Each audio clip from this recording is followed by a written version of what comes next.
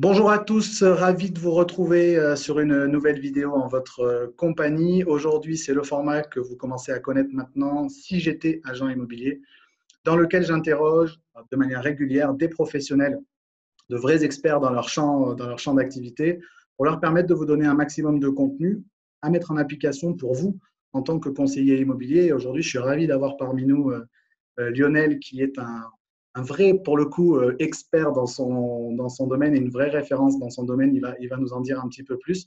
On va parler essentiellement acquisition de rendez-vous clients dans le cadre d'une stratégie de communication digitale. Donc, ça va être intéressant de voir comment est-ce qu'on peut arriver à de vrais résultats avec une communication digitale bien travaillée, bien léchée. En attendant, je vous rappelle que vous pouvez télécharger mon guide les 3 conseils pour multiplier par 2 votre rentrée de mandat exclusif. Il y a un lien qui se trouve autour de cette vidéo quelque part. N'hésitez pas à aller jeter un coup d'œil. Vous me laissez votre email et je vous envoie tout ça très rapidement. Lionel, merci d'être parmi nous. Bonjour. Très content de t'avoir à mes côtés depuis le temps que je te suis Bah, ravi sur les réseaux également. Ouais, sociaux. ça fait longtemps qu'on se suit sur les réseaux sociaux et pour une fois, c'est la première fois, je crois, qu'on se parle pour de vrai en plus. C'est vrai, c'est la magie des réseaux sociaux. C'est avoir l'impression de connaître les gens sans leur avoir réellement parlé de vive voix. Donc, c'est cool. Et puis, que ce soit l'occasion, du coup, en plus d'apporter de la valeur à nos audiences respectives, c'est génial. Est-ce que tu peux te présenter, présenter ton activité? Et Ouais, puis, bien sûr. on enchaîne. Vas-y. Bien sûr. Donc, mon activité, je dirige une agence de communication. Donc, cette agence de communication, elle s'appelle Adoptacom. Elle est située à Grenoble. D'accord. Et je suis également le fondateur du site storytelling.fr, puisque nous, aujourd'hui, notre valeur ajoutée dans notre agence de com, c'est notre capacité à raconter des histoires avec toujours un objectif de vente pour nos clients. Nous, aujourd'hui, on développe des stratégies de communication autour de ce qu'on appelle des storytelling, mais donc des histoires qu'on va raconter autour des produits, des entreprises, etc. Et à ces histoires, on fixe des objectifs de conversion pour voir justement comment elles vendent, comment elles transforment, puisque notre seul et unique but, c'est de vendre, comme me disait un de mes anciens PDG, le juge de paix, ça restera toujours le tiroir caisse. Et donc, quand on fait de la communication, certes, c'est super sympa d'avoir plein de notoriété, mais le juge de paix restera toujours notre tiroir caisse. C'est intéressant d'avoir ce point de vue-là parce qu'on a effectivement tendance à penser régulièrement que la communication, c'est pour faire joli, c'est pour faire de la notoriété, c'est pour se faire connaître. Effectivement, raconter des histoires, on en parle de plus en plus et effectivement, Lionel est reconnu comme la référence du storytelling aujourd'hui en France. Donc, je suis vraiment ravi qu'il soit parmi nous et c'est surtout ravi que non seulement on prenne conscience de la nécessité de raconter des histoires autour de ce que l'on fait, et, de nos produits et de nos services, mais au service d'une vraie stratégie commerciale. Et souvent, pour avoir collaboré parfois avec des agences de communication, on s'aperçoit qu'il y a une vraie parfois dichotomie entre la partie communication et la partie commerciale, alors qu'elles sont intimement liées, tant que l'objectif est celui que tu viens de donner, qui est de faire des ventes. Donc, voilà, pour les gens qui nous Tu sais, moi, il y a un truc que je dis souvent à mes clients, en fait, parce que souvent, nous, une des problématiques qu'on a quand on dit qu'on fait du storytelling, c'est que je pense que c'est un peu l'appréhension que tu dois en avoir de l'extérieur et puis que ton audience a aussi. C'est quand on parle de storytelling, les gens se disent oui, ça a l'air cool, mais en l'occurrence, c'est pas du tout opérationnel en fait. On voit pas du tout le côté opérationnel. On se dit oui, ok, on va raconter des histoires, ok, mais c'est quoi l'objectif? Qu'est-ce que ça va me rapporter exactement? Est-ce que je peux orienter ou développer ces histoires pour vendre, par exemple, telle typologie de produit, etc. Tout simplement parce que la plupart des gens qui font du storytelling, et il y en a beaucoup maintenant, tu donnes un coup de pied dans une poubelle, tu en as 50 qui sautent en l'air. bien sûr. Euh, le seul problème de toutes ces personnes, c'est qu'en l'occurrence, elles s'arrêtent uniquement au niveau de la notoriété. Et que la notoriété, c'est sympa. Il y a plein de gens sur les réseaux sociaux qui ont plein de notoriété. Tu vois, tu les vois sur LinkedIn, ils publient un truc, ils écument les likes, etc. Ils font des vidéos, des machins, des trucs. Mais la vraie question derrière, c'est est-ce qu'ils vendent? C'est quoi leur chiffre d'affaires avec leur action? Parce que la notoriété, c'est pas quelque chose qui est corrélé au chiffre d'affaires. Moi, je connais par exemple des personnes qui sont sur LinkedIn ou j'ai des clients qui n'ont pas nécessairement en fait des très grosses communautés, mais la stratégie qu'ils développent ou qu'on a développée pour eux est suffisamment efficace pour, même sans forcément développer une notoriété monstrueuse, arriver à transformer en fait leurs actions en chiffre d'affaires concret. L'objectif de la communication, c'est vraiment de la rendre très opérationnelle. Euh, on est d'accord, la communication, c'est quelque chose qui coûte cher. Quand tu fais appel à une agence de com, tu sais que tu vas en avoir pour minimum un billet de 5 000. Et je dis bien minimum, hein, c'est pour une toute petite strate. Mais ces 5 000 balles, personne n'a envie de foutre 5 000 balles pour les balancer par la fenêtre, en fait.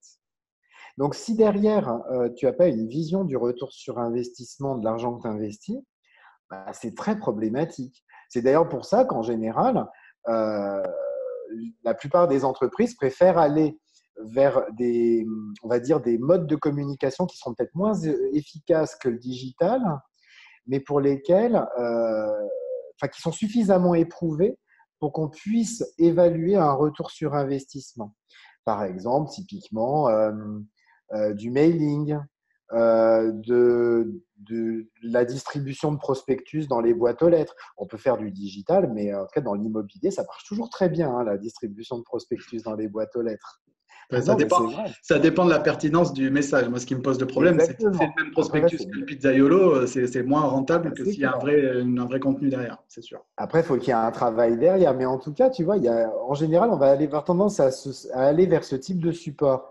Peut-être moins digitaux, mais pour autant, sur lesquels tu peux avoir une vraie évaluation du retour sur investissement.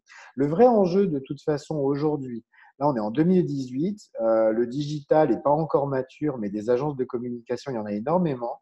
Je pense vraiment que le vrai enjeu aujourd'hui des agences de communication et des communicants, c'est d'arriver à montrer, à démontrer le retour sur investissement de leurs actions via des KPI. S'ils n'y arrivent pas, tu vois, typiquement, toi, tu coaches des commerciaux. Aujourd'hui, un commercial dans une agence immobilière, on lui demande de tenir des objectifs et de Oui, tenir des KPI. Donc, c'est quand même hallucinant qu'à des communicants, sous prétexte que la com, c'est soi-disant quelque chose d'éthéré, etc., on ne fixe pas des objectifs quand on met un billet de 5 000 ou 10 000, tu vois.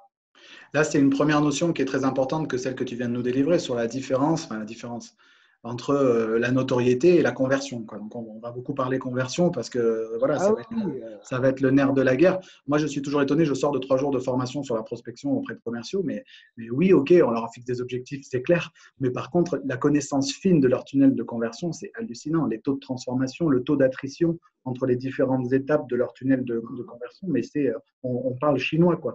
Et on parle à des commerciaux, donc j'imagine qu'effectivement, quand on est sur la communication, ça peut être encore plus flou. Ce qui est intéressant, et là où ce que je voudrais dire également, c'est que Lionel a travaillé déjà avec de nombreux professionnels de l'immobilier, donc c'est vraiment intéressant d'avoir son retour sur le contenu de ce qu'il délivre, mais comment ça a pu être fait auprès de certains professionnels de l'immobilier. Quelle typologie de professionnels de l'immobilier avec lesquels tu as travaillé? Des gens d'horizons différents? alors, je peux te donner trois typologies en fait. Première typologie, ça a été très clairement, on va dire, du magazine immobilier. Oui. Tu vois, alors c'était pas eux, mais type paru vendu par exemple, tu vois, qui nous ont, l'objectif c'était plus de créer du contenu additionnel à la vente Oui. pour justement donner des conseils, délivrer du conseil, etc., histoire de générer du trafic sur le site internet. OK. Okay. Deuxième typologie, c'est du constructeur de maison. OK. Donc, tu vois, par exemple, c'est très clairement des programmes de lotissement, par exemple. OK. Et là, on a deux objectifs. C'est un objectif d'une part éditorial, de la même manière que le premier, mais aussi un objectif de vente et de conversion. Tu Ça commence vois? à être intéressant. Donc, là, l'idée, c'est vraiment de se dire, on va commencer à commercialiser nos programmes via les réseaux sociaux. Alors, pas avec de la vente directe, bien sûr. L'objectif étant d'avoir du rendez-vous. puisque après, on n'enlève pas le travail du commercial. Personne n'achètera une maison sur un achat d'impulsion sur les réseaux sociaux.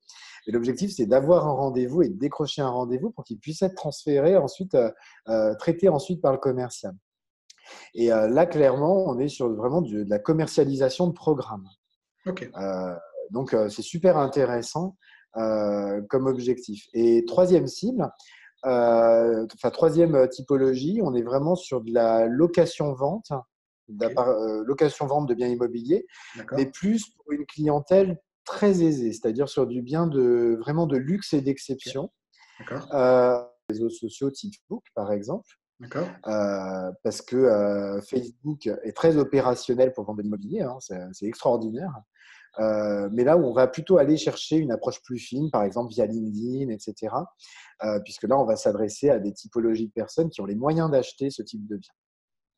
Du coup, on entend bien dans les typologies d'interlocuteurs dont tu viens de parler que la problématique pour laquelle tu étais sollicité, c'est, j'imagine de toute façon, toujours la même, c'est du trafic. Donc, si possible, du Ouais. trafic soit vers un site, soit clairement du trafic rendez-vous, hein, donc obtention de rendez-vous. Mhm. Et derrière, bien évidemment, comme tu disais, on n'enlève pas la tâche du commercial, la conversion en vente. Et du coup, là, les fameuses métriques dont tu parlais pour évaluer le retour sur investissement, c'est clairement le tunnel, trafic, rendez-vous, transformation en vente concrète. Exactement. Alors, il y a plusieurs métriques qu'on peut utiliser, hein. Euh, Première métrique, une métrique par exemple qui est toute simple, mais que souvent la plupart des sites immobiliers font pas du tout en fait, ou les agences le font pas du tout. Euh, Par exemple, si on cherche à- à acquérir des clients via Facebook, D'accord. il y a tu vois, typiquement, j'ai une page Facebook, par exemple, je suis une agence immobilière, j'ai une page Facebook sur laquelle je publie du contenu, tu vois, de conseils, etc. Je fais de la pub sur mes nouveaux programmes, tout ce que j'ai en cours, les biens qui viennent de rentrer, etc. Et parallèlement, je décide de faire de la publicité aussi, en parallèle, tu vois, parce que c'est souvent ça. On ne vend rien directement sur une page, mais à côté, on va faire de la publicité Facebook pour là vraiment faire le focus sur des biens commercialisés, qu'ils soient en location ou en vente. Euh, un des premiers éléments qui est très important et que souvent les agences oublient, c'est d'installer sur leur site ce qu'on appelle le pixel de conversion Facebook. Tu en as peut-être entendu parler. Oui, oui, ben, il est en bonne place sur les pages de mon site, c'est bien. Bon, bah voilà. Donc, le pixel de conversion Facebook, c'est quoi? C'est un simple code JavaScript qui est généré par Facebook quand on va dans le gestionnaire de publicité. Souvent, d'ailleurs, le gestionnaire de publicité, c'est un endroit qui n'est pas connu en fait sur Facebook.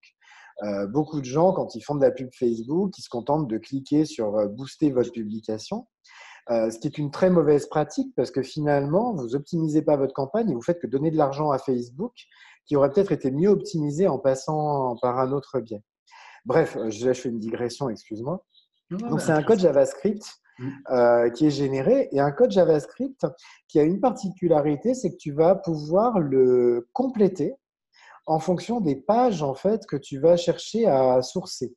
C'est-à-dire que tu ne vas pas finalement juste installer un code JavaScript dans le header de ton site qui va tracer les gens qui viennent de Facebook. C'est qu'en fonction de la manière dont est segmenté ton tunnel de vente sur ton site, par exemple, si je prends, par exemple, tu as la page du bien, ensuite tu irais sur une autre page qui serait une page un peu plus descriptive, la page des biens, une page très descriptive du bien, et puis ensuite tu aurais une troisième page qui serait la page vraiment de prise de rendez-vous avec un call to action fort. Tu vas pouvoir détailler ton pixel de conversion en fonction de ces pages pour savoir, par exemple, à quel endroit la personne s'est arrêtée, etc. L'intérêt de tout ça, c'est que ça va te permettre de pouvoir évaluer qui vient sur ton site, par exemple, via ton éditorial que tu vas créer, par exemple. Parce qu'aujourd'hui, on dit toujours pourquoi on va écrire des articles de blog, on ne connaît pas le retour sur investissement, etc. Là, typiquement, tu vas pouvoir savoir qui vient en fait lire ton contenu, faire le rapprochement avec les comptes Facebook liés, créer ce qu'on appelle des audiences personnalisées, donc des audiences spécifiques en fonction de là où se sont arrêtés dans le tunnel de conversion les gens, et pouvoir ensuite, de manière très fine, tu me passeras l'expression, mais j'ai des fois un vocabulaire un peu guerrier qui va pouvoir surprendre certains quand ils vont voir la publicité, et ça va leur permettre de leur shooter de la publicité Mhm. en fonction de là où ils se sont arrêtés, tu vois. Et donc, d'avoir une approche très, très fine en fonction de la manière dont est segmenté ton tunnel. Tu vois, par exemple, même hors immobilier, quand on fait ça sur du site e-commerce, c'est quelque chose de passionnant, tu vois, de pouvoir aller chercher ça. Ensuite, tu as un autre aspect qui va être très important, et ça, pour le coup, je sais que tu l'utilises, tu dois l'utiliser aussi, parce que tu sais, j'observe beaucoup ce que tu fais, même si on se parle pour la première fois. C'est de bien utiliser ce qu'on appelle des solutions de marketing automation. Alors, les solutions de marketing automation, ce n'est pas de l'automatisation de ces réseaux sociaux. Il y a une vraie confusion dans la tête des gens entre automatiser ces publications sur les réseaux sociaux, ce qui est effectivement pas une très bonne pratique, et en même temps utiliser des solutions qui vont te permettre, à partir du moment où tu commences à publier du contenu sur ton site internet, de pouvoir tracer en fait toute la vie de ce contenu et la vie de ce contenu vis-à-vis des personnes qui vont le lire et qui vont entrer progressivement en relation avec ce contenu jusqu'à la prise de rendez-vous via du mailing, via de l'article de blog, via du livre blanc, etc. Et là, d'un seul coup, ça devient hyper intéressant de créer du contenu. Là, ça fait super sens parce qu'on se rend compte qu'à chaque étape de la vie de ce contenu, on va pouvoir en sortir un vrai retour sur investissement. Tu vois, par exemple, si je sais, par exemple, quand j'écris un article de blog, au-delà des… Parce qu'aujourd'hui, on a quoi si on ne fait pas tout ça? J'écris un article de blog, par exemple. La seule donnée que je vais avoir, ça va être les données Google Analytics, en gros, si Mhm. je fais rien. Mhm. Donc, en gros, je vais avoir juste le fait que 600 personnes l'ont lu, admettons. Sauf que derrière, si je mets une solution de marketing automation, je vais peut-être pouvoir leur proposer à ces 600 personnes qui viennent lire mon article de blog, dans l'article, de télécharger, pourquoi pas, un livre blanc, de pouvoir en tout cas avoir une action spécifique qui va leur faire me donner leur email, tu vois, ou leur numéro de téléphone, pourquoi pas, enfin plein d'informations qui seront très d'ailleurs RGPD. Hein. On va mettre des jolis formulaires bien calibrés RGPD. Le but, c'est pas de piquer leurs données personnelles, c'est vraiment qu'ils nous les donnent de bonne volonté. Donc, ils vont nous donner tout ça. Ça veut dire que pour le coup, progressivement, je vais me constituer une liste de prospects qualifiés que je vais pouvoir ensuite travailler de manière efficace via de la newsletter, via de l'envoi de contenu, via des annonces particulières, etc. Jusqu'à, en fait, en la qualifiant, par exemple, il y a des gens qui vont répondre, d'autres qui ne vont pas répondre, jusqu'à arriver à avoir des gens qui, eux, seront vraiment intéressés et qui vont prendre à un moment rendez-vous. Tu vois, c'est là où on construit une vraie stratégie digitale finalement. C'est en pensant finalement toute la vie du contenu qu'on publie, que ce soit du contenu qu'on publie par exemple sur ses pages, etc. gratuitement, ou alors la publicité qu'on peut faire pour faire venir des gens à un moment sur nos profils de réseaux sociaux. J'espère que je suis clair parce que là, C'est très clair. Moi, j'en connais un aujourd'hui de conseiller immobilier, en tout cas dans tous ceux que je suis sur mes réseaux sociaux, qui a créé un livre blanc, un e-book à télécharger pour son audience avec tout un tas de conseils sur comment bien vendre son logement, les choses à éviter, les ouais. erreurs à éviter, etc., etc. Dans le but, effectivement, d'acquérir du contact plus ou moins qualifié, mais d'accompagner, c'est ce que je dis toujours, d'accompagner la montée en maturité de ce contact-là. Les agents Mhm. immobiliers ont souvent le tort de réfléchir en one shot, c'est-à-dire une action, un résultat, plutôt que de construire effectivement un écosystème qui va permettre d'accompagner la montée en maturité du client potentiel depuis le stade où il est un simple suspect jusqu'au stade où il devient un prospect froid, prospect chaud, puis client, puis si possible ambassadeur à terme, et d'avoir du contenu qui accompagne cette montée en maturité de la personne et accepter le fait qu'il y a des gens qui vont passer à l'action tout de suite, il y a des gens qui vont dormir derrière nos contenus Mhm. pendant 6 mois, un an, et puis un beau jour vont se réveiller et investir une grande somme d'argent dans nos services ou nos produits. Là, tu parlais de Après, typologie. attention, juste attends, il y a une vraie erreur qu'il ne faut pas faire par contre. C'est pas parce que le mec t'a lâché son email qu'il faut derrière lui shooter un truc pour acheter un bien. Il faut bien faire ce qu'on appelle du lean nurturing. C'est-à-dire, moi, par exemple, un truc qui se fait, pour vous donner un exemple, inscrivez-vous par exemple à des newsletters de coachs sportifs. Moi, j'aime beaucoup regarder ce que font les coachs sportifs sur Facebook. Il y en a un que je suis, donc je peux vous le donner son nom, hein. Il s'appelle Adrien Raffo. OK. Et j'aime beaucoup ce que ce mec fait parce que je trouve que c'est super intelligent. C'est-à-dire que le mec, il a conscience que c'est pas parce qu'on s'inscrit à sa newsletter qu'on est prêt à acheter tout de suite son programme. Sure. Donc, plutôt que de directement nous pusher du contenu pour qu'on lui paye pour qu'on lui achète son programme, en fait, en newsletter, 2-3 fois par semaine, alors moi je suis un peu sportif depuis peu, donc il m'envoie en fait du contenu exclusif. C'est-à-dire, il va m'envoyer des programmes gratuits, il va m'envoyer plein de contenus additionnels, mais qui fait que progressivement, bah, je le suis, je vais voir ses vidéos. Et je me dis que si demain je dois choisir un coach sportif, bah, c'est lui que je vais appeler. Parce que au fil des semaines, on a noué une vraie relation. Maintenant, si on transpose ça sur du bien immobilier, bah, c'est exactement la même Bien chose. sûr. Euh, Finalement, je pense potentiellement vendre mon bien. Je regarde un petit peu les tendances du marché. Si vous avez fait un bon article de blog bien SEO, vous voyez, sur ce sujet, j'arrive sur un article super intéressant sur le sujet où on me propose le téléchargement d'un livre blanc sur justement, par exemple, comment vendre bien son bien. Vous voyez. Mais derrière, ça ne veut pas dire pour autant que je suis prêt en fait directement à vendre ou à acheter.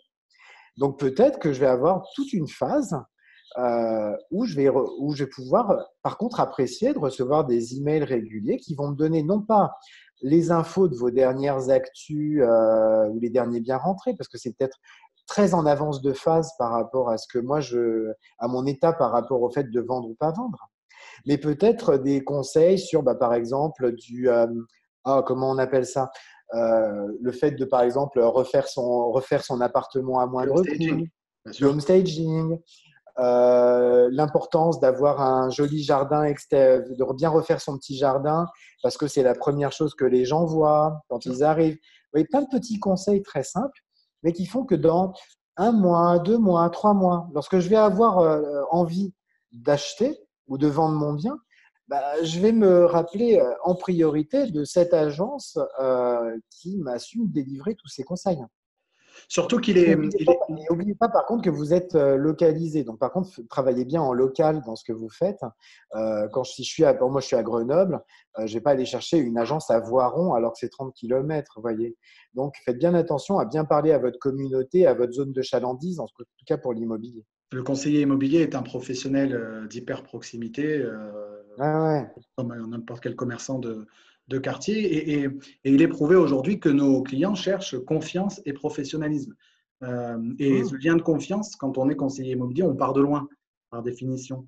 Donc, c'est sûr que cette Bah oui, stratégie d'élevage de clients, hein, cette stratégie de montée en maturité, elle est d'autant plus nécessaire que personne aujourd'hui n'a envie, juste par un simple coup de fil de démarchage, de confier un des projets les plus importants d'une vie à un conseiller immobilier qu'on ne connaît ni d'Adam ni d'Ève.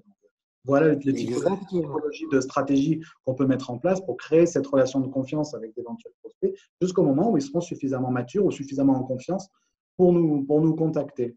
Et puisque tu regardes ce que je fais, j'attends au bas mot au moins une douzaine d'emails avant de parler de mes programmes d'accompagnement et de Bah coaching. oui, forcément. Parce que les gens, ils ont besoin de me connaître, ils ont besoin de savoir qui je suis et quelle est ma vision du métier avant de décider, ne serait-ce que de prendre un rendez-vous téléphonique. Mais tu sais, hein, je crois que sur le web, il y a tellement de charlots en fait, tu as des gens, tu sais, des experts autoproclamés, il y en a des kilos sur les réseaux sociaux. Donc, c'est évident que si tu passes pas par cette phase qui est très naturelle, hein, c'est une phase qui existe même dans les magasins physiques, c'est ce qu'on appelle enfin, moi, tu sais, je viens des magasins physiques. Je fais du web aujourd'hui, mais une de mes grandes forces, je crois, c'est vraiment de devenir des magasins. Et en magasin, c'est ce qu'on appelle le sas de décompression. Tu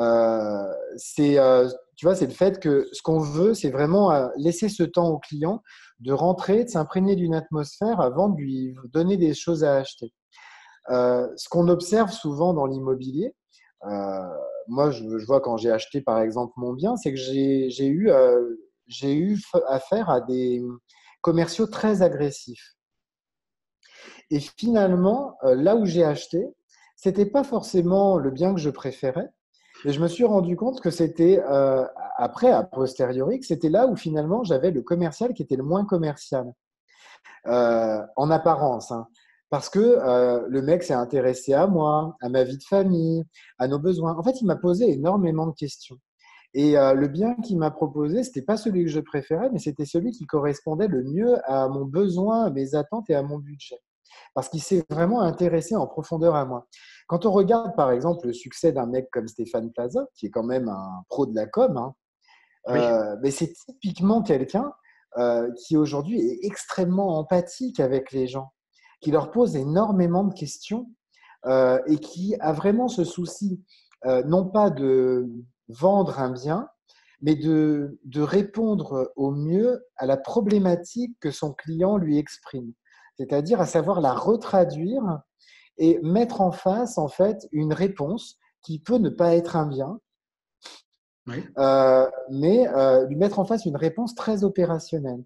Donc, tu vois comme finalement, euh, cette approche non commerciale de proposition de contenu, mais qui par contre doit toujours être tracée, sourcée avec les outils qu'on s'est donnés, eh ben, est hyper importante et hyper efficace. Finalement, c'est beaucoup. Et finalement, on arrive à avoir des très très bons chiffres en termes de développement de vente, hein. Là, quand je te dis ça, sur certains clients, on est sur du plus 20, plus 30% de vente, rien qu'en mettant en place une bonne strate réseaux sociaux bien ciblée, tu vois. Justement, Lionel, je suis patron d'agence immobilière. Je viens voir Adopte ta com. Je viens te voir. Je te dis, voilà, aujourd'hui, j'ai une problématique ou pas, ou en tout cas, un truc que je voudrais optimiser, c'est l'acquisition de trafic qualifié, obtenir plus de rendez-vous avec d'éventuels vendeurs ou avec d'éventuels acheteurs. Je voudrais mettre en place un processus parce que j'ai compris que ça fonctionnait, mais je ne sais pas comment m'y prendre. Comment est-ce que ça se passe de manière très concrète? On commence d'abord par mettre en place une stratégie. Alors, non, d'abord, la première étape, c'est qu'on se rencontre. Oui. Ben oui, parce que chaque problématique, en fait, est unique. Euh, Acquérir des clients, acquérir plus de trafic, par exemple, qualifié sur son site internet, etc. C'est pas du tout la même chose si on a, par exemple, une jeune agence qui démarre que si on a, par exemple, une agence qui a déjà 15 ans, 20 ans de notoriété sur sa zone de chalandise. Donc, l'essentiel, c'est déjà de se rencontrer et de bien comprendre, alors pas la problématique, moi j'appelle ça le terrain de jeu dans lequel vous évoluez. OK? Donc ça, c'est la première approche. Et que nous, on puisse avoir aussi une phase d'audit D'accord? pour justement pouvoir voir quels sont les principaux concurrents, savoir si, aussi l'état du marché. Nous, on n'est pas des spécialistes de l'immobilier, par exemple. Donc nous, typiquement, ensuite, on va faire appel à des consultants comme toi, D'accord? qui sont des experts métiers et qui vont nous permettre d'avoir justement cette vision experte qu'on va pouvoir mettre ensuite en perspective dans la stratégie de communication. Là, c'est hyper important ce que tu viens de dire là, parce que ça veut donc dire que vous ne vous appuyez pas uniquement sur les a priori du client lui-même, parce que si c'est le Ah ben client non, qui arrive surtout pas. avec sa propre analyse et son propre audit de son activité, de son marché, etc., généralement, il y a souci parce que c'est toujours la faute des autres, jamais la faute de l'agence. Donc, s'il n'y a pas un audit externe sur, voilà, sur l'agence en elle-même, on part déjà sur une de mauvaise base. OK. Mais surtout pas, en fait. Un professionnel a la tête dans le guidon, par définition. Je vais même t'avouer quelque chose, pour le coup, que je vais avouer au monde entier, mais qui est une vraie réalité. C'est que nous, aujourd'hui, par exemple, même quand on travaille sur notre propre com, ça nous arrive de faire appel à des consultants extérieurs. Pourtant, on est des professionnels de la com, tu vois. Mais à un moment, on a besoin d'avoir cette mise en perspective de nos actions. Sûr. Et puis surtout, cette mise en perspective professionnelle. Parce que moi, par exemple, si je suis dans mon agence immobilière, je connais effectivement mon marché, etc. Mais c'est difficile passer au bout d'un moment de bien connaître et de bien cerner toutes ces opportunités, etc.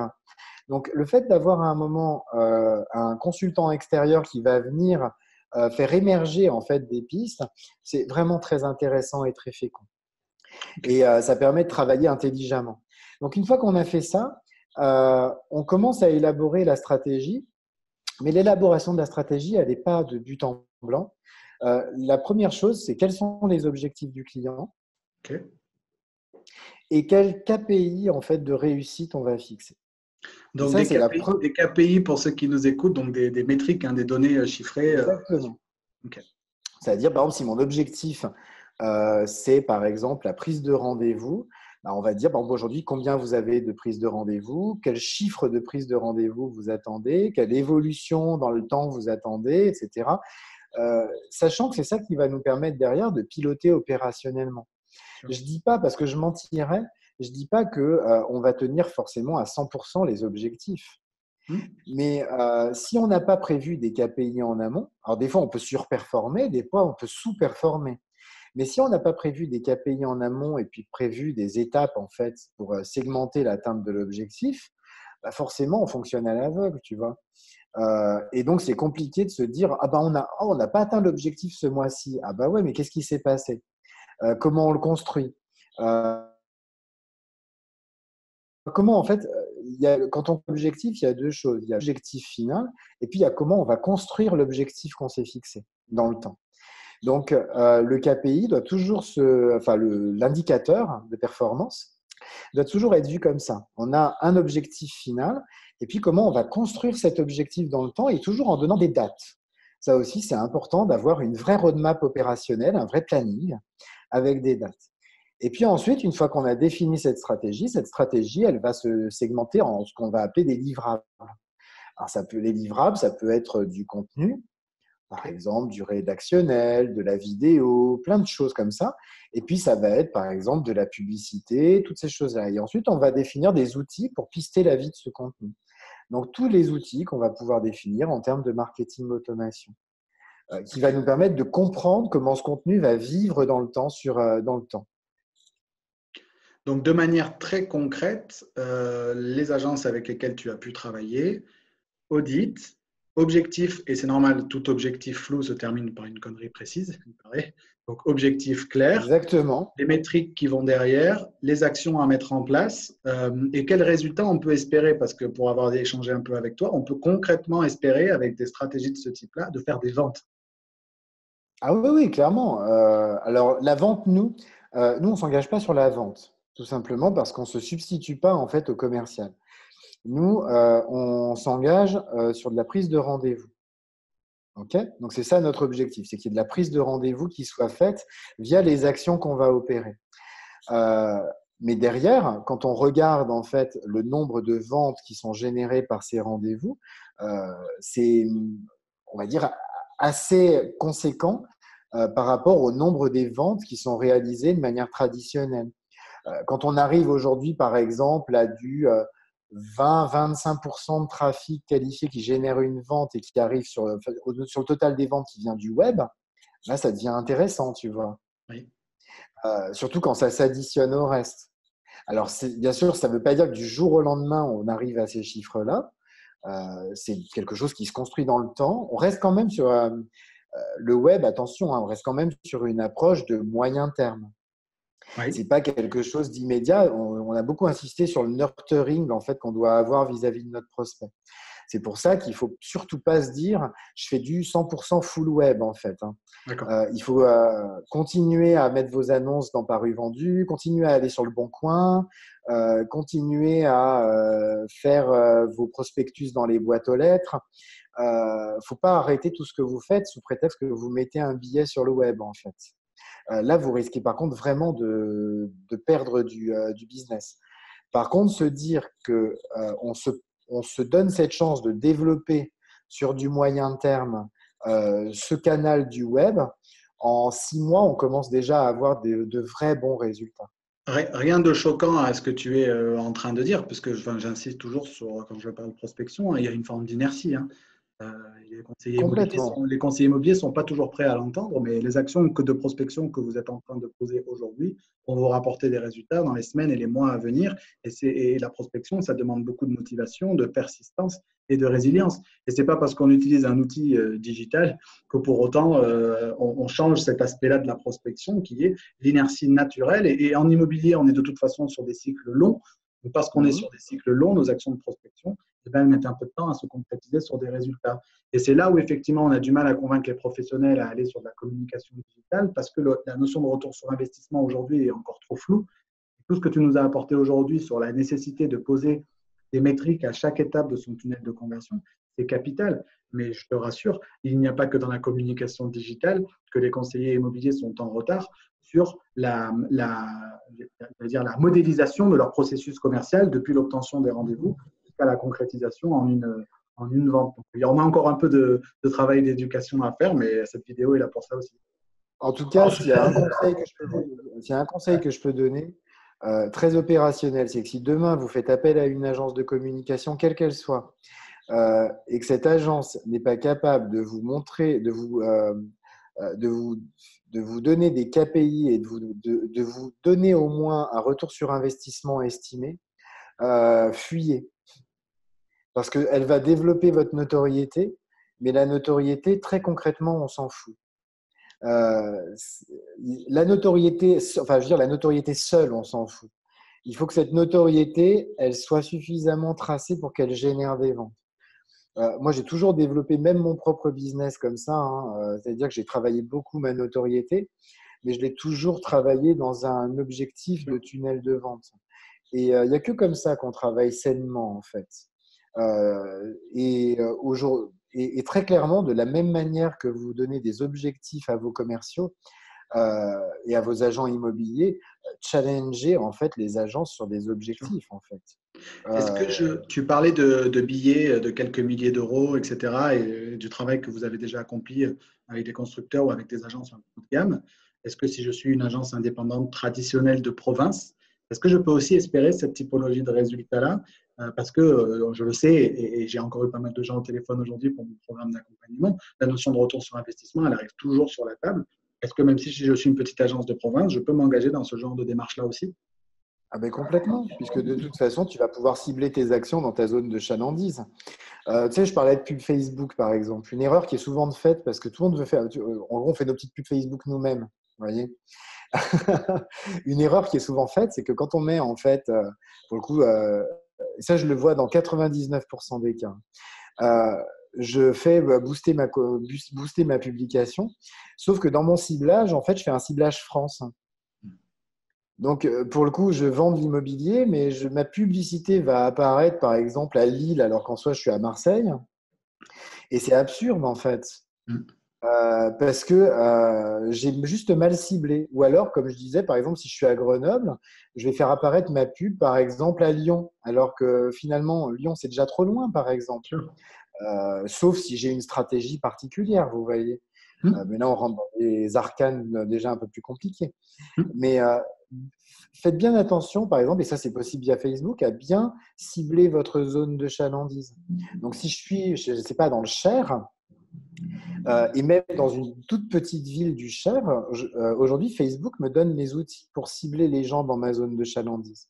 Ça veut dire que si j'installe tous les outils dont j'ai parlé, et que je travaille en fait en sponsorisant mes publications sur ma zone de chalandise, je vais travailler uniquement des gens qui vont être dans ma zone de chalandise.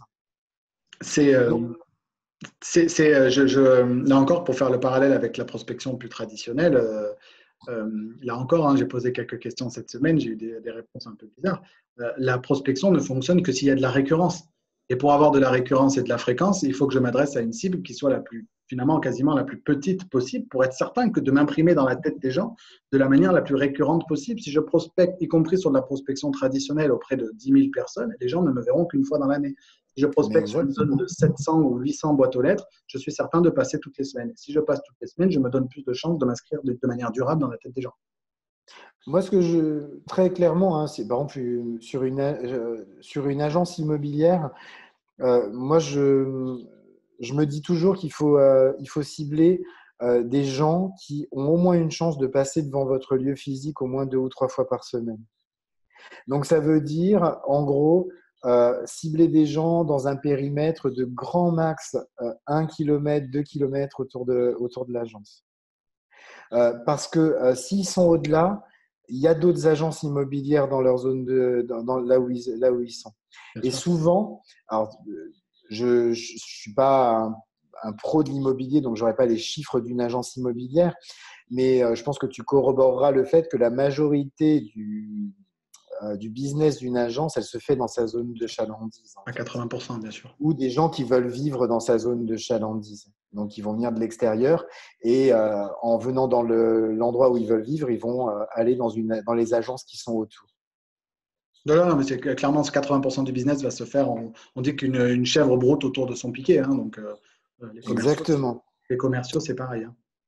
Donc, c'est un élément important, euh, notamment pour tout ce qui est ciblage et publicité Facebook. Mais y compris d'ailleurs la publicité sur LinkedIn, hein, on peut aussi cibler par zone géographique, etc. On fera peut-être bientôt une nouvelle vidéo sur LinkedIn parce que les conseillers immobiliers ont pris conscience qu'on pouvait faire des choses avec Facebook, mais pas encore avec LinkedIn. Donc, on aura l'occasion peut-être d'en Oh, reparler. on peut faire des choses extraordinaires, je t'avais raconté, mais là, pour le coup, le temps est peut-être court, mais on a vendu des baraques sur LinkedIn. Eh ben, on fera une vidéo spécifique sur comment vendre sur LinkedIn. Si on doit résumer en tout cas ce qu'on s'est dit aujourd'hui, c'est que, un, bien prendre conscience que oui, il est possible de faire du business en adoptant une communication digitale de qualité et stratégique. On ne fait pas que de la notoriété, on peut aller jusqu'à faire des ventes avec une communication digitale de qualité à condition, comme le disait Lionel, un, d'auditer son business, deux, d'identifier où seraient d'éventuelles problématiques à traiter, mettre en place une vraie stratégie, des données claires à suivre pour identifier clairement le retour sur investissement et être certain que les euros que vous investissez vous génèrent du business derrière, et puis vous faire accompagner d'un vrai professionnel comme Lionel. Pour ça, ça peut être une bonne idée. Est-ce que j'ai bien résumé, Lionel, de ce qu'on s'est dit? Oui, c'est à peu près ça. C'est à peu près ça. Bon, si C'est vous très voulez bien. en tout cas retrouver Lionel, vous pouvez le retrouver sur LinkedIn, Lionel Clément.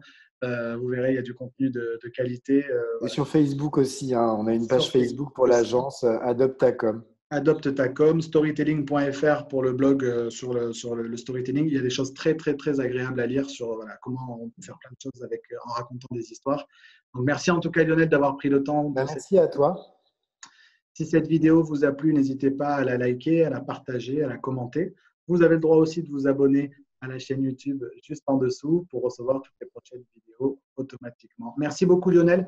Je vous Merci. souhaite une belle fin de journée. Je vous dis à très bientôt et d'ici là, be good, be different et be yourself. Ciao.